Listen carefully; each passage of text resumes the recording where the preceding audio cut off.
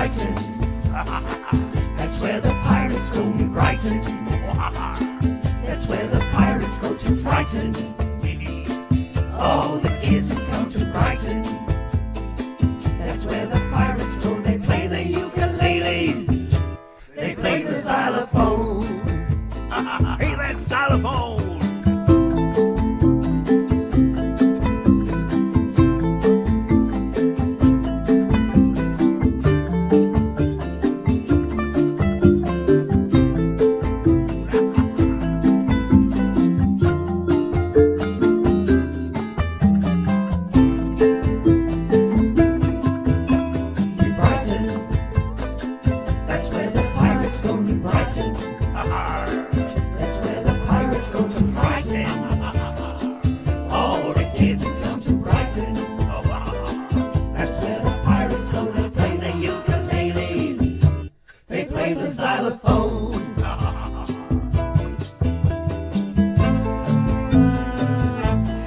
So we're in Vale Park, New Brighton, and I think I found some of the pirates here.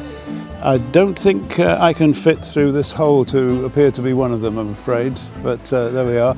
And we've heard some sad news recently about the cafe here in Vale Park, in that it's going to close down at the end of the year because they can no longer afford to run it, and the new lease price from next year will be too high. So that is a shame.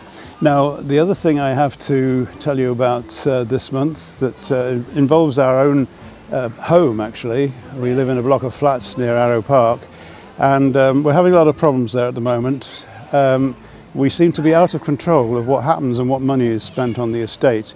And I'm just going to show you a quick example.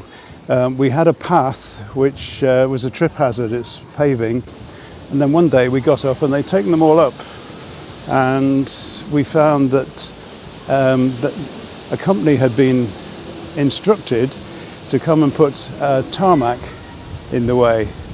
So they were laying tarmac along the path, the original path where the slabs were, and we've ended up with a tarmac path. So we had no control over that. Apparently it cost thousands, and the people who are looking after the estate for us are just spending our money willy-nilly. We should be in control of that, and for those of you who know what an RTM company is, there are 90 leaseholders in the flats on the estate, and it's our company, and somebody else is spending our money. So we have a big task on our hands to try and stop this happening, because they're going to keep on putting up the charges every year and doing more and more stupid things with our money. So that's something that we will be bearing in mind in the future. I've said previously that we go around different Sunday markets to find Old Oak Farm because they also tour these markets, and this week we've come to Oxton, a district of Birkenhead.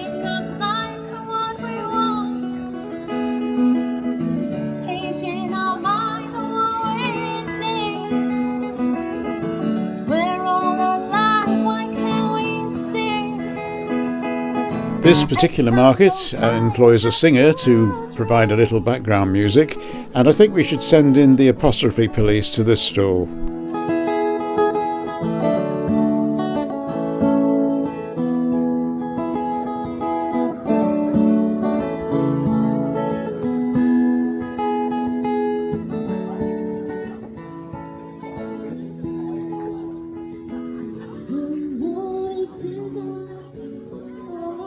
There are a number of other stalls that we follow round to these markets because we need a place to get our cheese and our eggs, amongst other things, and occasionally we buy the odd cake to go with our coffee.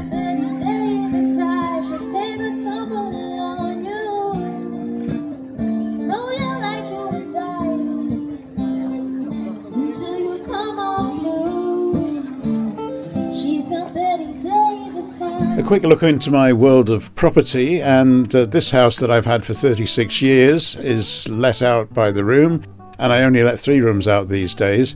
I've recently had an empty house for the first time as long as I can remember, in fact probably since we actually converted it, and we used the opportunity to do a bit of brushing up, some fresh paint, added an ensuite to another room.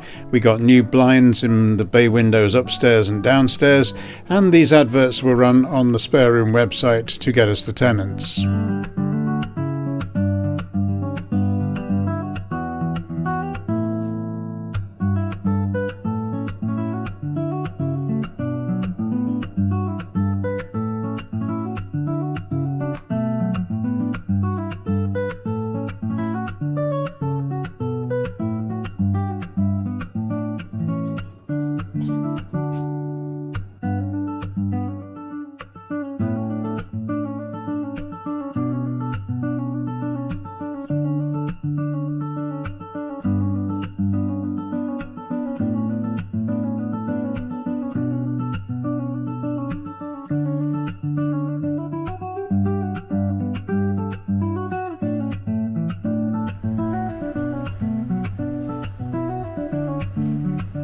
And while we're looking at rooms, here's the apartment we stayed in the city of Barcelona last month.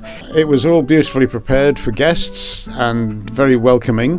There was a breakfast table set out for 4 people, and each one had a coffee pod that you could put in the pod machine, believe it or not.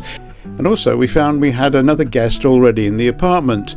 Actually, this was a first. I've never actually seen a fish in a rented apartment before. Back in the UK, we're at Chester Station, but alongside it and on the outside, before you go through to the platforms, there's this area which gets used for people to just sit and relax, have a smoke, have some lunch and so on. That's until there's a maker's market or something like it on. Before I take you through to show you that, here's a short stay car park right outside the station where you can come and drop people off. It's absolutely free. I think you get about 20 minutes, and you see some interesting cars pulling in here.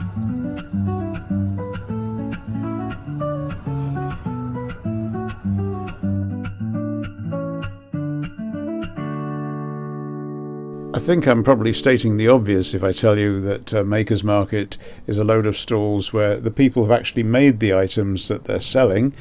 Yeah, you guessed that bit, didn't you? So let's have a wander around and see what there is. In case you don't notice, there are plenty of places where you can buy cake here. I'm not totally obsessed with cake, but partially.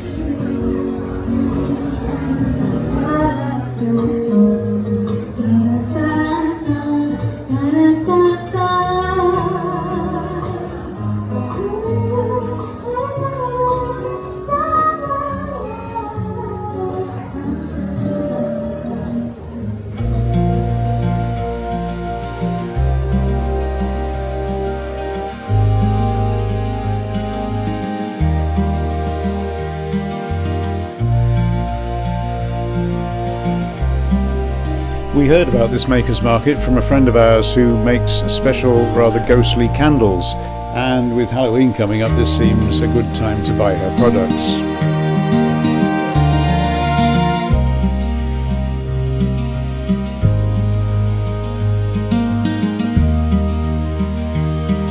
Going back into Chester Station, and we showed you that there was work being started several years ago. It's still going on. They don't seem to be getting anywhere with the final stages of it, but we'll keep looking, let you know. It was very busy this day that we went because Chester races were on, and we didn't know that beforehand. Standing room only on the Merseyrail trains going down to Chester, and people all dressed up as they do for the races.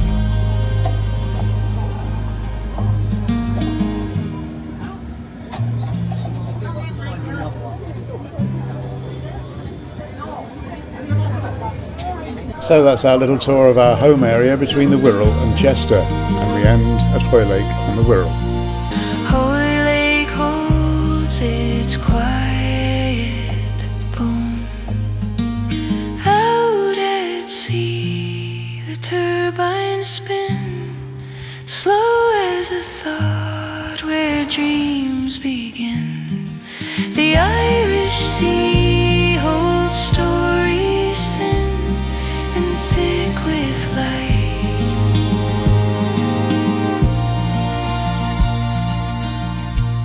where days have been.